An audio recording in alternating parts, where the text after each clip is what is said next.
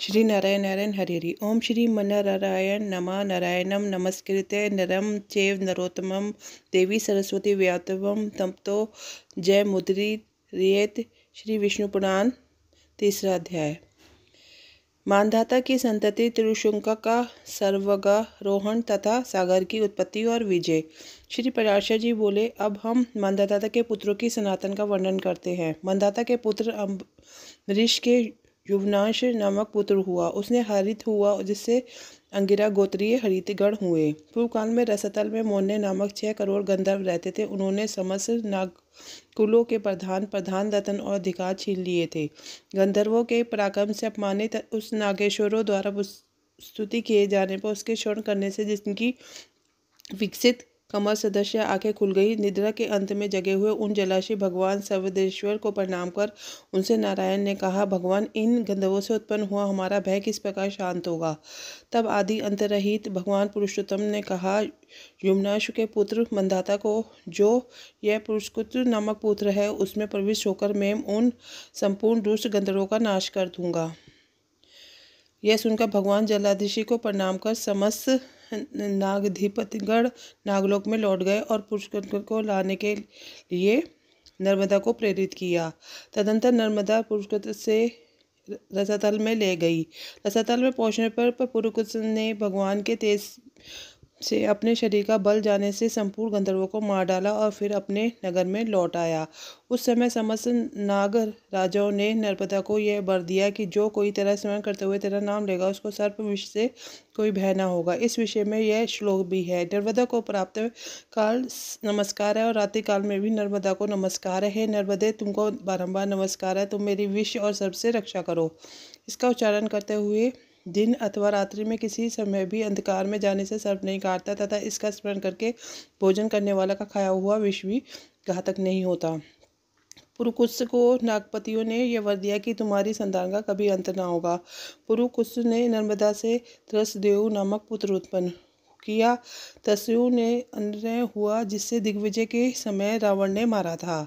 अन्य के पुरुषदक्ष के हर्ष के हस के यमुना, सुन्ना के तिंधवा के त्रायुणी के संतर्वत नामक पुत्र हुआ, जो पीछे त्रिकुंश कहलाया शंकु कहलाया।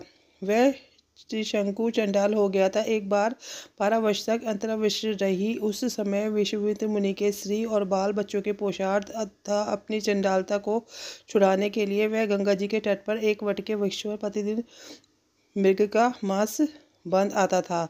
इससे प्रसन्न होकर विश्वामित्र ने उसे संतरे स्वर्ग भेज दिया। त्रिशंकु से हरिश्चंद्र, हरिश्चंद्र से रोहिताश से हरित, हरित से चतुर से विजय, वसुदेव, विजय से रुक से विरका का जन्म हुआ। विरक के बाहु नामक पुत्र हुआ, जो हृदय और तालजंग आदि क्षत्रियों से पराजित होकर अपनी गर्भवती पटरानी के सहित वन में चला गया था। पटरानी सौत ने उसका गर्भ रोकने की इच्छा से उसे विष खिला दिया। उसके प्रभाव से उसका गर्भ 7 वर्ष तक ही गर्भाशय में ही रहा। अंत में बहुवधावस्था के कारण और मुनि के आश्रम के समीप मर गया। तब उसकी पटरानी ने चिता बनाकर उस पर पति का शव स्थापित करके उसकी साथ सती होने का निश्चय किया। उसी समय भूत, भविष्य और वर्तमान तीनों काल के जाने वाले भगवान और वर ने अपने आश्रम से निकलकर उससे कहा, आई साध्वी, इस व्यर्थ दुर्गा को छोड़। तेरे उदर में संपूर्ण भूमंडल का स्वामी, अत्यंत बल पराक्रमशाली, अनेक यज्ञों का अनुष्ठान करने वाला और शत्रुओं का नाश करने वाला चक्रवर्ती राजा है। तू ऐसे दुस्साहस का भोग न कर। ऐसा कहे जाने पर मैं अनुसरण के आग्रह से विरत हो गई और भगवान और ने उसे अपने आश्रम पर ले गए। वहाँ कुछ ही दिनों में उसके उस घर के साथ एक अति तेजस्वी बालक ने जन्म दिया। भगवान और ने उसके जतकर्म का आदि संस्कार, उसका नाम सागर रखा तथा उसका उपनयन संस्कार होने पर और ही उसे वेद, शास्त्र और भागवत नाम आग्नेय शस्त्रों की शिक्षा दी।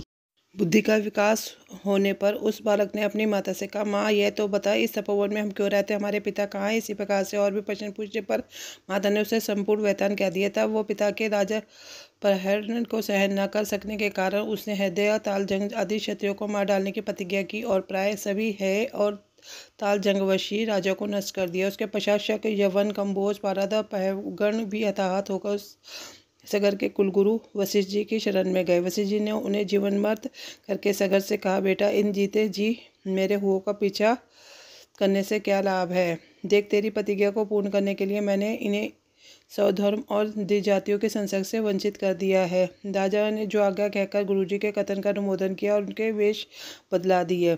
उसने यवनों के सिर मुंडवा दिए, शंखों को अंधमुंडी कर दिया, पर्दों के लंबे लंबे केश करवा दिए, कैदियों की मूछेदारी रखवा दी तथा इनको उनके सम्मान न्याय क्षत्रियों को भी स्वाध्याय और वट कार्यविधि से बहिष्कृत कर दिया। अपने धर्म को छोड़ देने के कारण ब्राह्मणों ने भी उसका परित्याग कर दिया थे, मलेच्छ हो गए। तदंतर महाराज सागर अपनी राजधानी में आकर अपरित सैन्य से युक्त हो इस संपूर्ण सप्तद्वीपीय पृथ्वी का शासन करने लगे। तो इसी के साथ विष्णु पुराण का प्रथम अंश का 3रा अध्याय पूर्ण होता है। इति श्री विष्णु पुराणे 3य अध्याय पूर्ण।